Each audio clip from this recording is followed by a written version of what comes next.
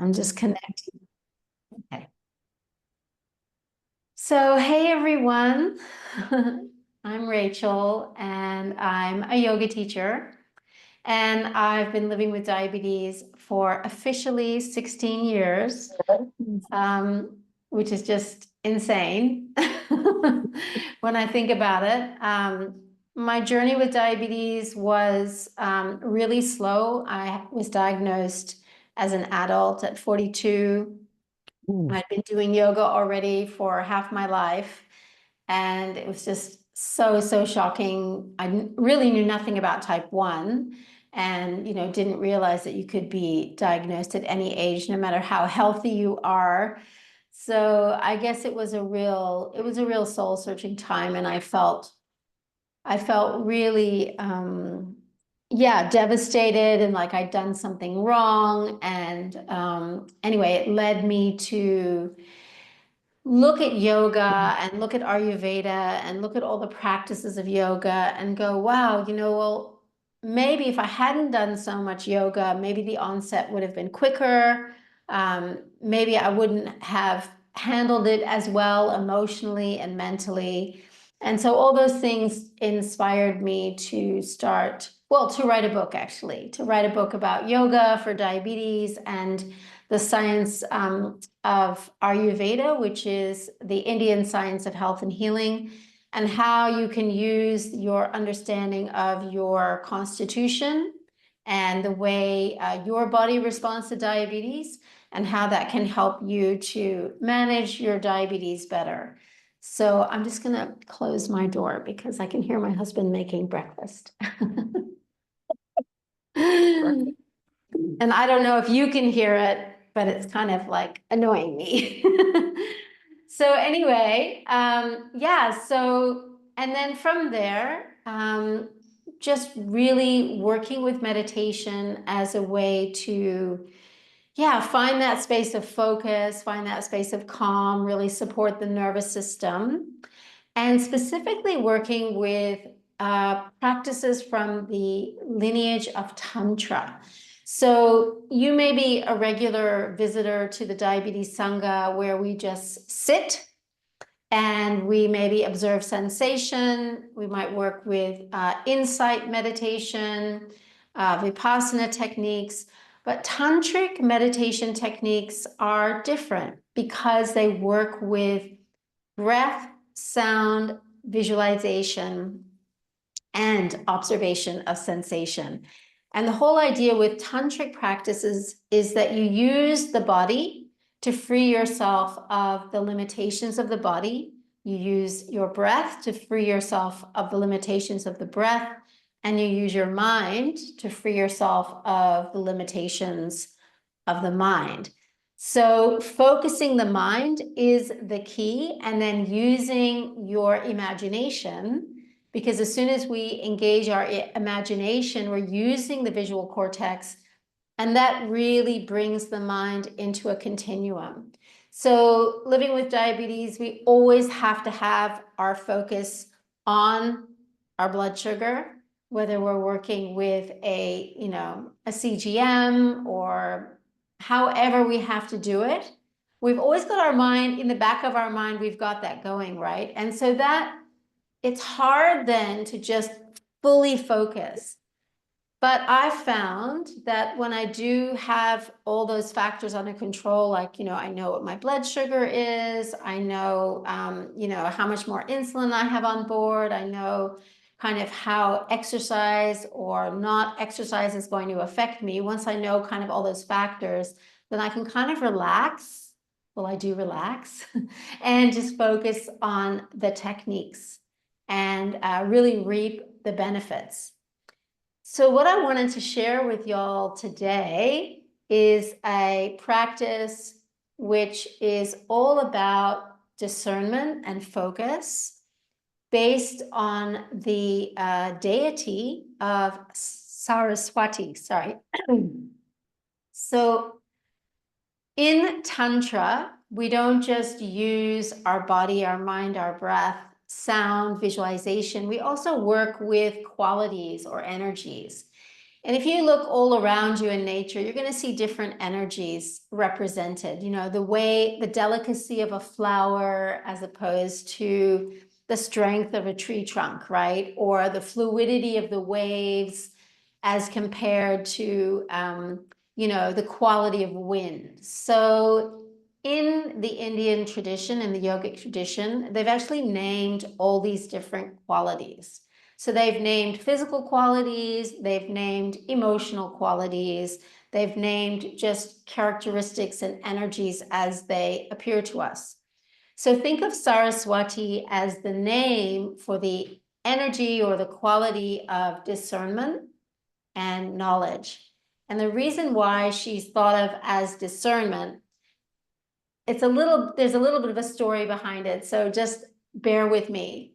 So the story of Saraswati and how she came to be was, she was a beautiful goddess, and there was this guy named Brahma, and he was busy creating everything. So he was creating the water, he was creating the earth, he was creating the mountains, he was creating the trees, and he got very excited about creating, and he started creating things that maybe weren't so nice. So he wasn't just creating beautiful things, he was creating things that were, like we would say, challenging things on the earth. Things that maybe weren't, maybe he was creating like typhoons and earthquakes and volcanoes and things that were sort of uprooting. And maybe he was not just creating beautiful beings, but creating sort of beings that were not so benevolent, right? And so while this was going on, Saraswati kind of appeared, and she was sort of saying, hang on a minute, maybe you're not, what you're creating you shouldn't be creating all these things. So she kind of provided that kind of discernment or categorization and said, these things, yes, create these things, but maybe you don't have to create all these things, and so she kind of was the balance to that out of control creativity, without the guardrails sort of thing, right? And so eventually, Brahma listened to her, but he was also sort of completely captivated by her, and he was following her around everywhere. And Brahma has 4 heads, so he can face the 4 directions.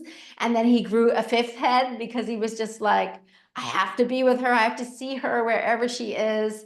And she got a little bit peeved by this, thought he was going a little bit over the top, paying a little bit too much attention to her, and she kind of disappeared. And then Brahma felt kind of worried and sad because now he didn't have those guardrails anymore, and he didn't quite know, what direction he needed to take. And so actually, just before that, he had his 5th head cut off. Shiva came along and said, get rid of that head. You don't need it anymore. And then Saraswati felt sorry for him, and she came back, and she turned into the goddess Gayatri. Gayatri is the goddess of wisdom, another aspect of wisdom, and she shines a light. Her energy is like that light which brings light to all other lights. So what lights up our thoughts, what illuminates every thought is consciousness, awareness. So Gayatri became that pure awareness, that pure consciousness, which witnesses everything that's going on in creation. So that's kind of the story behind it. And when you look at the symbolism of Saraswati, you often see her with a swan. And in the legend of the Puranas, where the story of Saraswati is told, she is all about discernment. And the swan has the ability with its beak to separate, they say, milk from water. And what that kind of relates to in Ayurveda is the ability to separate the mucus from the saliva, right? So when we're looking at on a physiological level.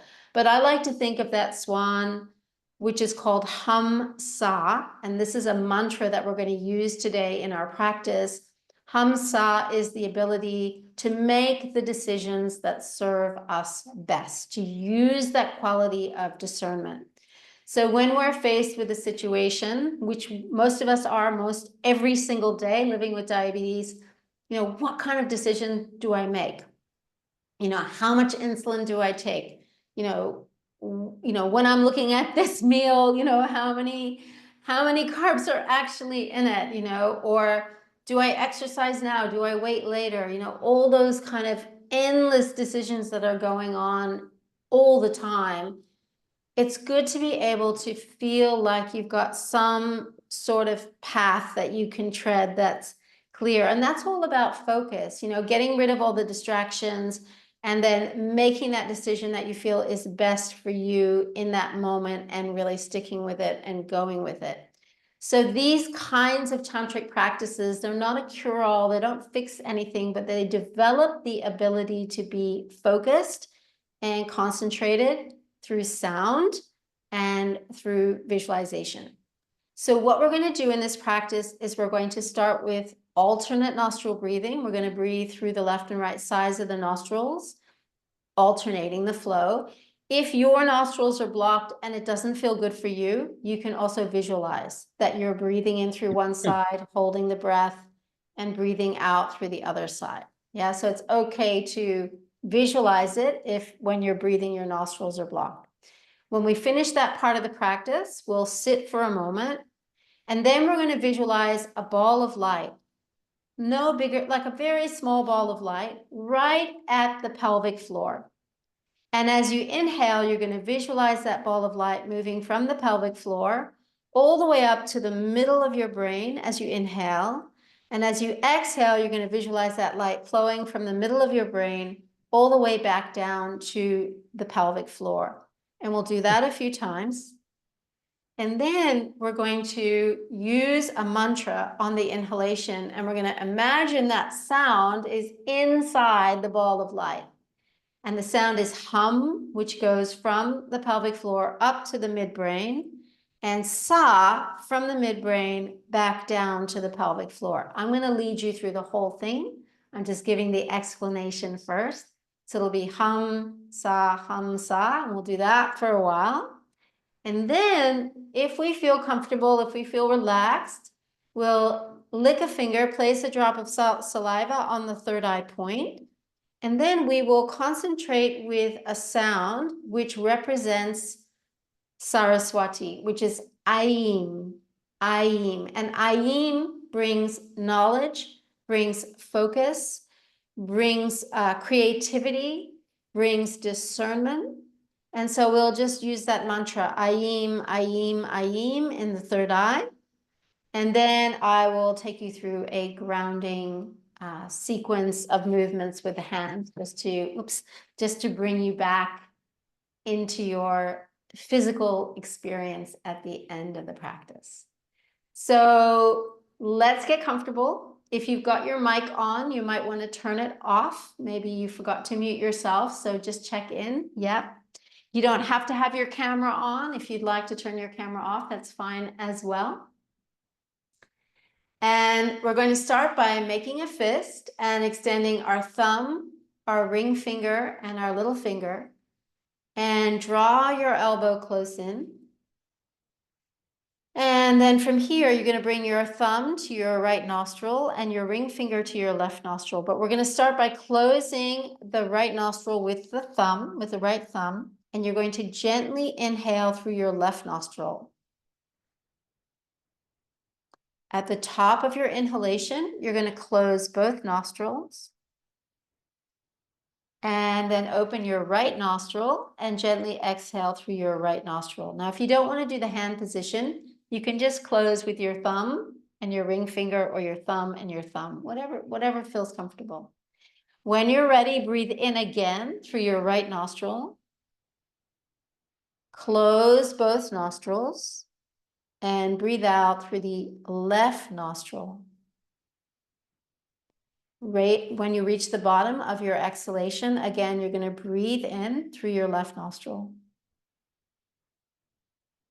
You're going to close both nostrils.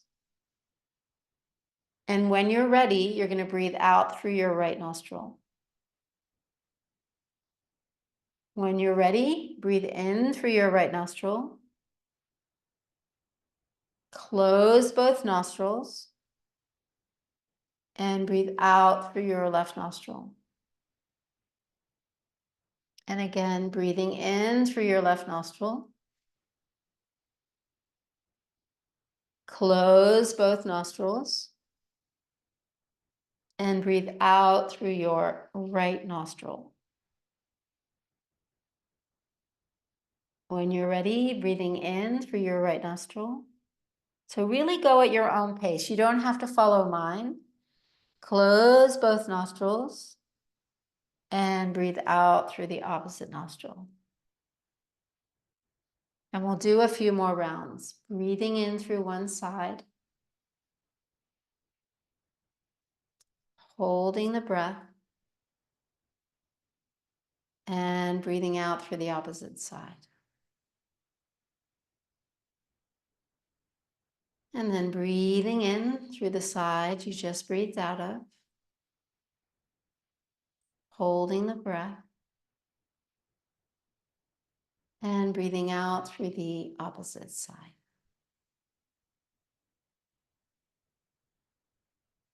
And again, breathing in.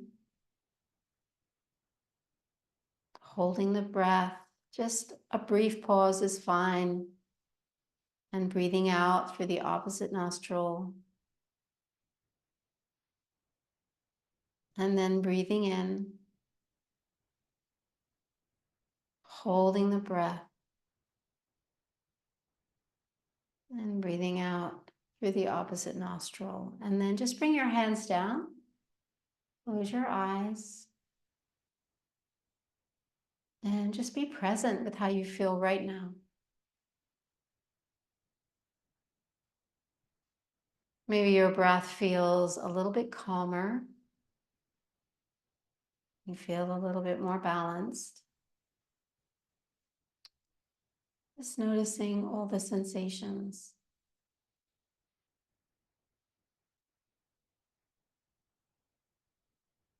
And then bring your awareness, excuse me, bring your awareness to your pelvic floor. Notice the space between your pubic bone and your tailbone. And imagine there, right at the base of the pelvic floor, a ball of light, just a small ball of light. And as you inhale, imagine that ball of light traveling from the base, from the pelvic floor, up the center line of your spine, all the way up to the center of the brain. And as you exhale, imagine that light traveling from the center of the brain, all the way down the center line of the spine, right down to the pelvic floor. See if you can coordinate this with your inhalation. As you breathe in, it travels up to the midbrain. And as you exhale, that ball of light travels from your midbrain all the way back down to the base of the body, to the pelvic floor.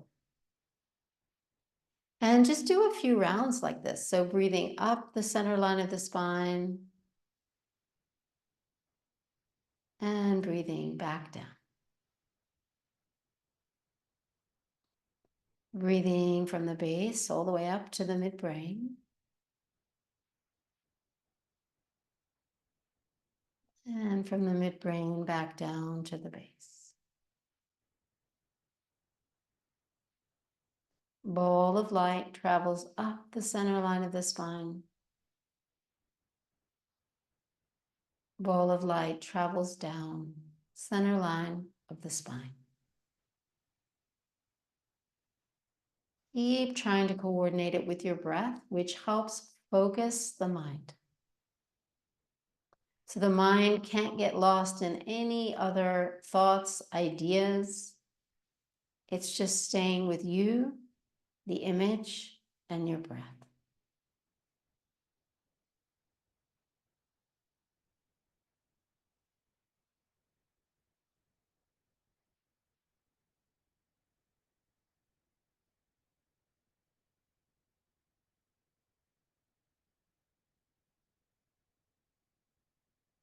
Just a few more rounds, seeing if you can follow that ball of light from the base all the way up to the midbrain. And from the midbrain, all the way down to the base.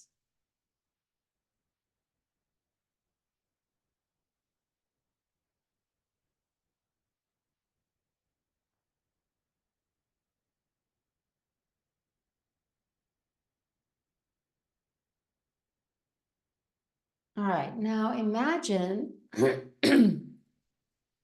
that internally you're placing the sound hum, H-A-M, inside the ball of light.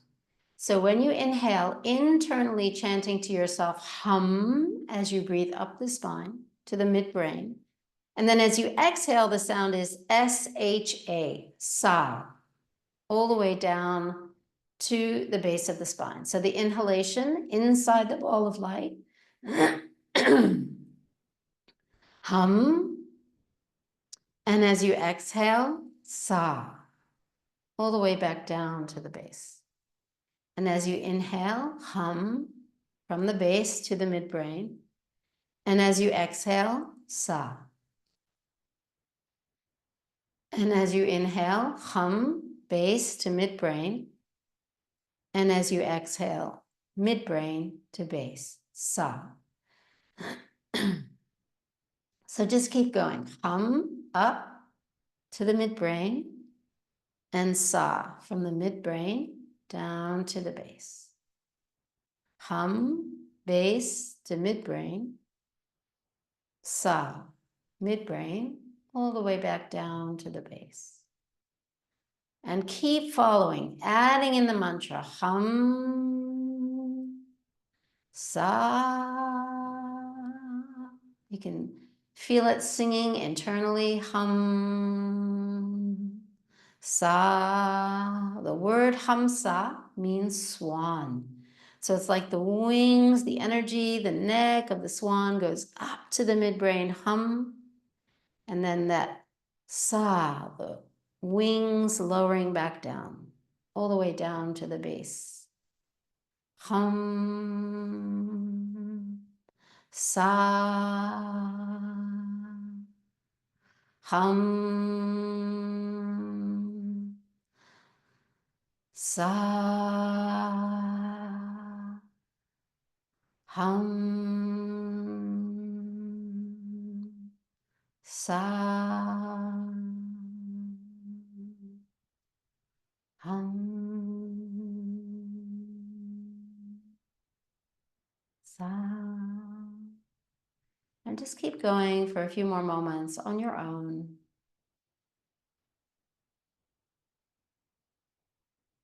You might find that your breath is getting a little bit gentler, so you don't have to breathe so deeply now.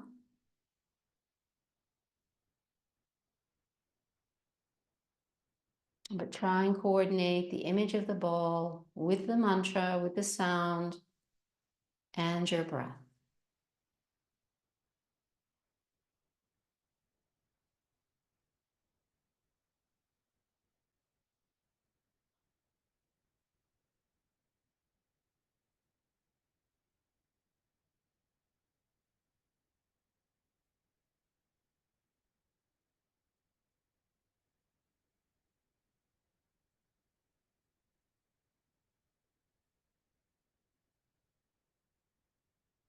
Now you might notice that your breath is getting more and more gentle. You're feeling a little bit more relaxed. If that's the case, you can lick your index finger and place a drop of saliva on your third eye point. This is what we call a kshetram point. It's a place where we can feel energy by feeling the coolness and the wetness of the saliva there. Now we're not going to breathe up and down the spine anymore. Now we're going to bring our awareness right to the midbrain. And here, imagine the sound aim, aim, A-I-M, but it's pronounced A-E-M, so aim, aim, and feel that aim resonating in the midbrain. Aim, aim, aim,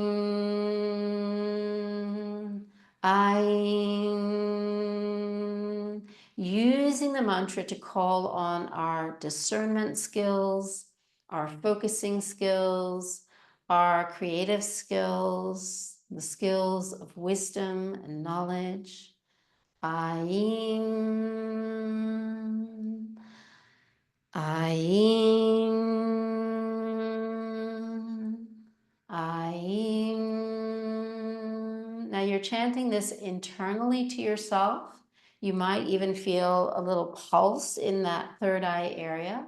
That's totally normal. So I'm chanting it out loud and you're just listening and chanting it internally, using that inner voice. Who's listening to the inner thoughts? You are, right? The thoughts are coming and going in your awareness, in your presence. So Aim, Aim, Aim, Aim, Aim, Aim, Aim, Aim, Aim, Aim, Aim, Aim, Aim, Aim. And just do a few more rounds on your own.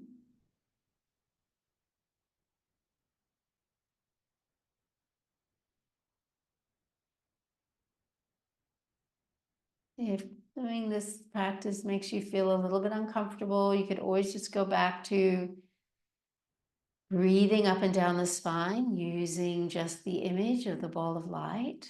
But if you're okay to stay in the midbrain, inwardly chanting the mantra, just stay there for a few moments.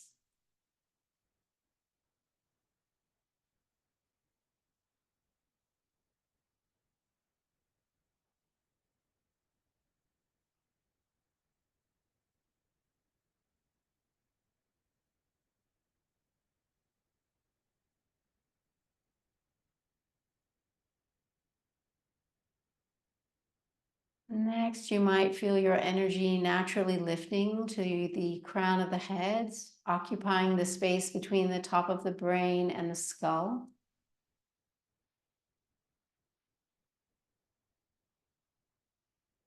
If that's the case, let your energy rest there. Maybe it wants to stay in the third eye with the mantra. Maybe you want to go back to going up and down the spine. You choose what feels comfortable.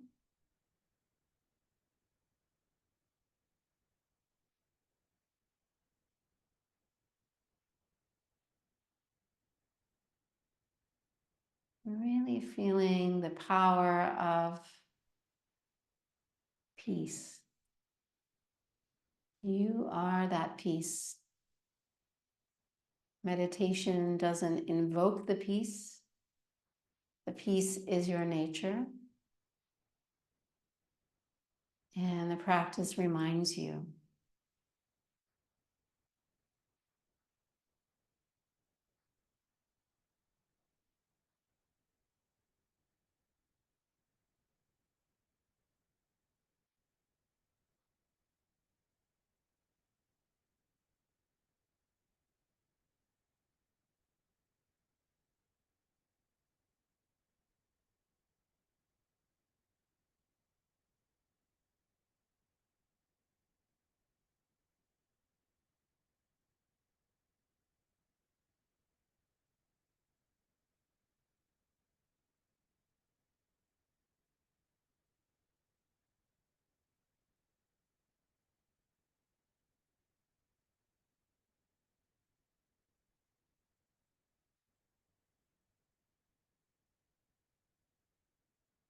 Try and stay with whatever part of the practice you're working with.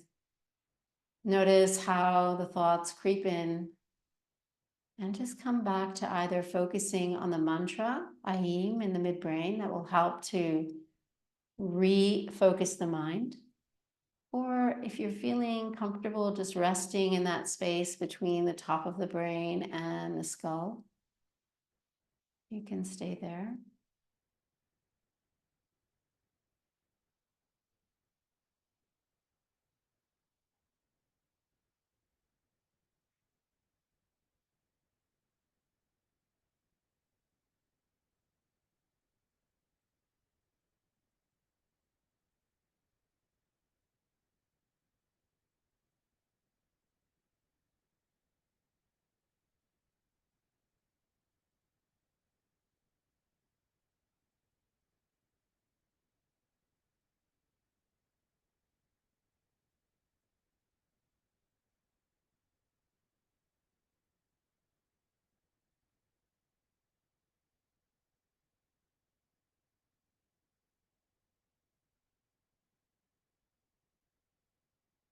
All right, and then gently bring your palms to touch and bring your tongue right behind your two top front teeth. Just stay here for a moment.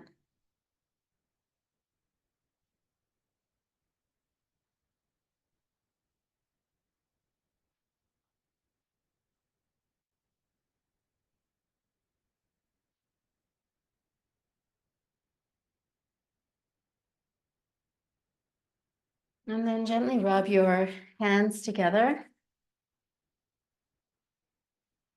Get a lot of heat going in your hands. And then separate your hands and just take a moment to feel that kind of tingly feeling.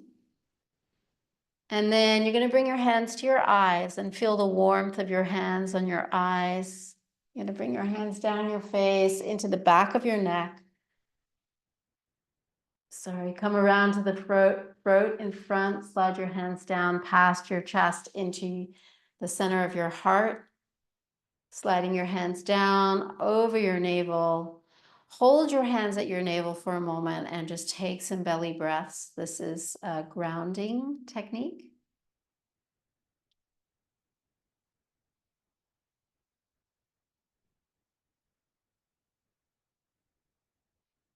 And then slide your hands down over your thighs, over your knees. If you're sitting on a chair, do run your hands down your legs all the way to the soles of your feet. If you can grab the soles of your feet and give them a little hello, a little press. And as you feel ready, you can just gently come back. I'm going to just finish with a traditional chant to Saraswati. So you can put your hands on your heart or on your navel and just listen. Om Aim Aim Aim Saraswati Namaha. Om Aim Aim Aim Saraswati Namaha. Om Aim Aim Aim Saraswati Namaha.